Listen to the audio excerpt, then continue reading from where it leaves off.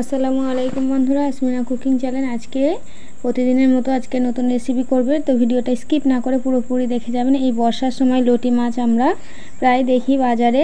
তো বন্ধুরা, আমি আজকে লটি মাছের ঝাল রেসিপি আপনাদের সঙ্গে শেয়ার করব। তার আগে আমি লটি মাছটি ভালো করে ভেজে নেব। আপনারা হয়তো ভাজা ছাড়াই এমনি তরকারি করেন, আমি আজকে ভেজে ঝাল করে দেখাবো কত সুন্দর হয়। তা আমি একটি কড়াইতে তেল দিয়ে দিয়েছিলাম।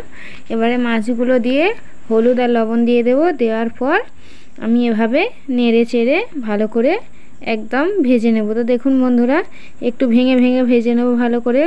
লোটে মাছ থেকে জল ছেড়ে দিয়েছে, জলটা শুকিয়ে যাওয়ার পর এরকম তেল তেল ভাব আসবে, উল্টে উল্টে ভালো করে ভেজে নেব, ভাঙা ভাঙা করে, যাতে মাছের একটা গন্ধ না যেন থেকে যায়। তো দেখুন বন্ধুরা, কত সুন্দরভাবে ভেজে নিয়েছি, একদম ভেঙে নিয়েছি যাতে ভিতরে কিছু গন্ধ বা কাঁচা ভাব থেকে না যায়। তো এইভাবে ভেজে নেওয়ার পর আমি এবারে লোটে মাছের তরকারিটি রান্না করার জন্য যে উপকরণগুলো লাগে সেগুলো আমি দিয়ে নেব।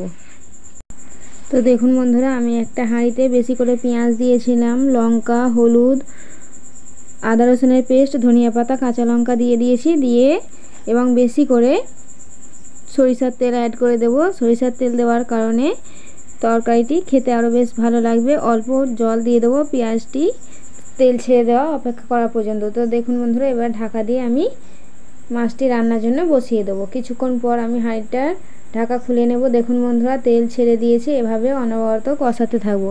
কষাতে কষাতে যে মাছগুলো ভেজে রেখেছিলাম আমি সেগুলো দিয়ে দেব, দিয়ে ভালো করে নাড়াতে থাকবো। তখন দেখবেন এর থেকে কত সুন্দর একটা সুন্দর সেন্ট বের হবে এবং খেতেও ভালো লাগবে। তো দেখুন বন্ধুরা, এইভাবে কষাতে থাকবেন। যখন দেখবেন একদম মাছগুলো ভেঙে ভেঙে গিয়েছে, তেল ছেড়ে দিয়েছে, তখন ভাববেন আপনার কষানো প্রায় হয়ে গিয়েছে। আপনারা যদি কোনো রকম মিট মশলা দিতে চান তো দিতে পারেন। আমি এখানে জিরা, মরিচ, ধনে গুঁড়া সব রকম মশলা মিক্সড দিয়ে দিলাম। দেওয়ার পর আরও ভালো করে কষিয়ে নিয়ে তারপরে দেখুন উপর থেকে আমি ধনিয়া পাতা ছড়িয়ে দিলাম। দিলেই এই লোটে মাছের ঝাল রেসিপিটা হয়ে যায়। তো দেখুন বন্ধুরা, কত সুন্দর তেল ছেড়েছে এই লোটে মাছ থেকে।